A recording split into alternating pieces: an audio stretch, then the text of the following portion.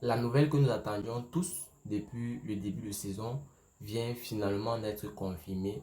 Kylian Mbappé a demandé officiellement à Nasser El-Khelaifi, le président de ce club du PSG, qui veut quitter le PSG en fin de saison. Dans cette vidéo, je vais vous donner plus de détails concernant le dossier Kylian Mbappé. Alors restez scotché jusqu'à la fin pour ne manquer aucune partie.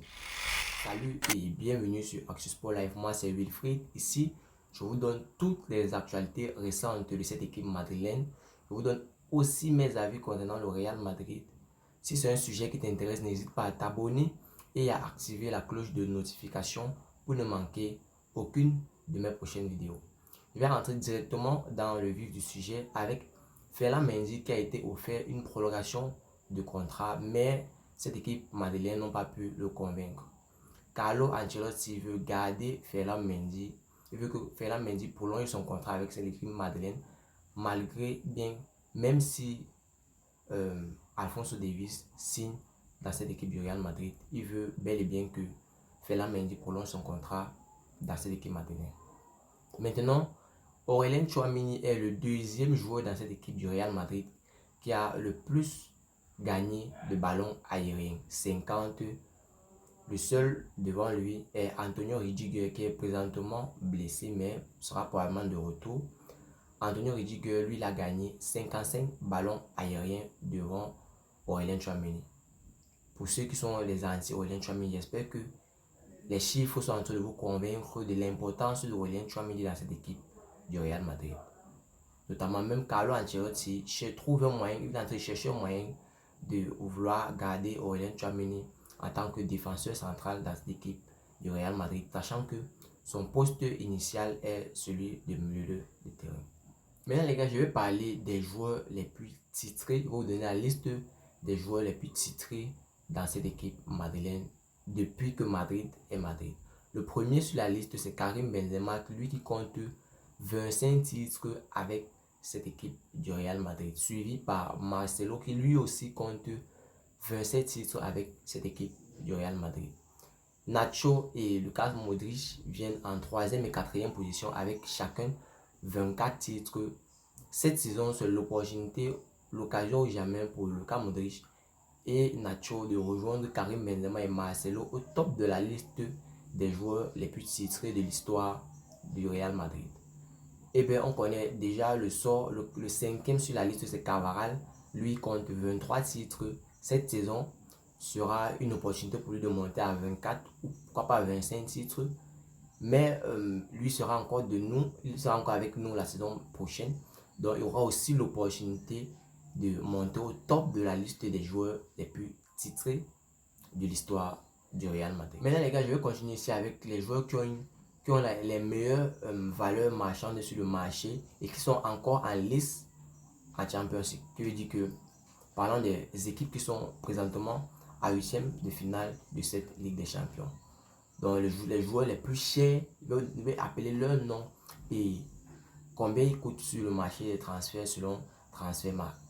Maintenant, le premier sur la liste est Jude Bellingham qui coûte 180 millions d'euros selon Transfermarkt. Le deuxième sur la liste, c'est Erling Haaland du Manchester City qui coûte 180 millions d'euros lui aussi. Bukayo Saka, ce joueur d'Arsenal, qui coûte 120 millions d'euros. Le 5e sur la liste, c'est Jamal Musiala du Bayern Munich qui coûte 110 millions d'euros. Le 6e sur la liste, c'est Victor Osimhen qui coûte 110 millions d'euros. Lautaro Martinez de Inter Milan qui coûte 110 millions d'euros.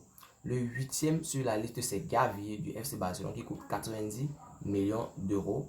Le 9e sur la liste, c'est Xavi Simons de RB Leipzig qui coûte 70 millions d'euros. Le 10e et dernier sur la liste, c'est Takefusa Kubo du Real Sociedad qui coûte 60 millions d'euros.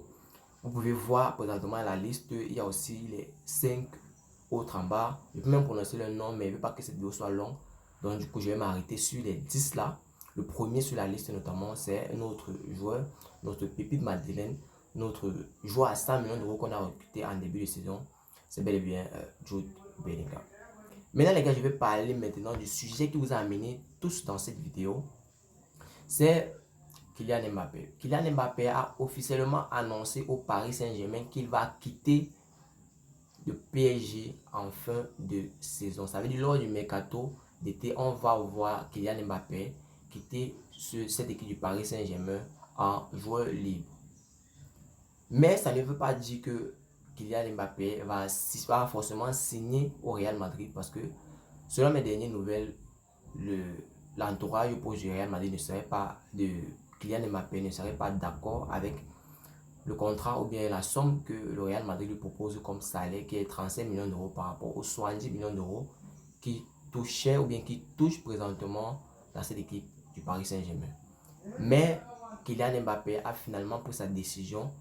Le Real Madrid attendait juste que Kylian Mbappé fasse ce pas-là, annoncé soit publiquement, soit au Paris Saint-Germain qui va quitter en fin de saison pour pouvoir accélérer le dossier Kylian Mbappé. Les gars, ne soyez pas surpris dans les jours à venir ou bien cette semaine ou la semaine prochaine. Vous voyez une de mes vidéos dans lesquelles je vous dis que Kylian Mbappé a bel et bien signé dans cette équipe madrilène. Il sera bel et bien libre. Je pense que Florentino Pérez va tout mettre en œuvre pour recruter Kylian Mbappé cet été parce que c'est le moment ou jamais. Si Kylian Mbappé signe dans un autre club que le Real Madrid cet été, et bien les gars, c'est fini. Kylian Mbappé ne jouera plus jamais pour cette équipe du Real Madrid. Donc c'est le moment ou jamais. Soit il y a un accord entre le Real Madrid et Kylian Mbappé, soit plus jamais entendre parler d'un Kylian Mbappé dans cette équipe madrilène. Et bien les gars, c'est cette action-là en fait que le Real Madrid attendait depuis.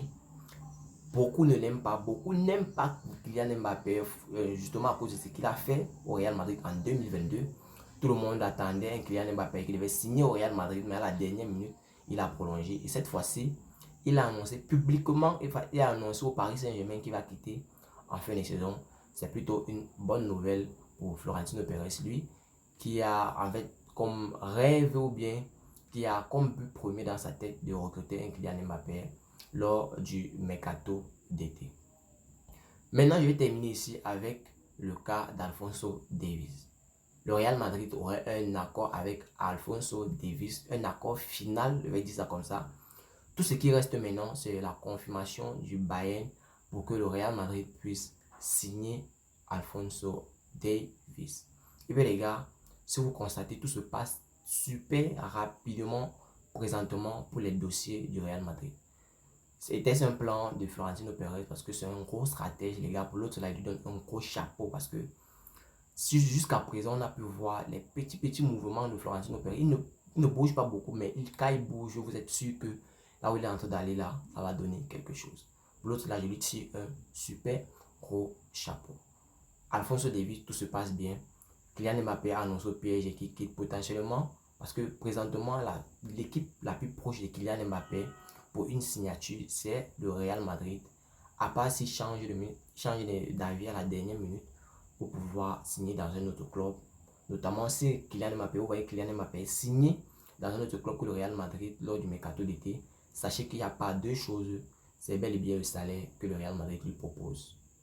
Maintenant, je vais parler de Brahim Diaz qui s'est entraîné tout à l'heure avec l'équipe.